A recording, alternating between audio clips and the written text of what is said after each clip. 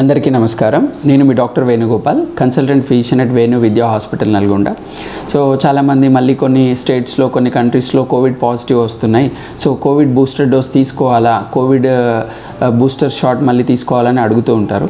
కానీ యాక్చువల్గా ఇప్పుడు కోవిడ్ బూస్టర్ డోస్కి ఇప్పటికీ ఎలాంటి గైడ్ లైన్స్ కానీ, ఎంత ఫ్రీక్వెంట్గా తీసుకోవాలన్నది కానీ ఎక్కడ మనకి గైడ్ లైన్స్ రాలేదు.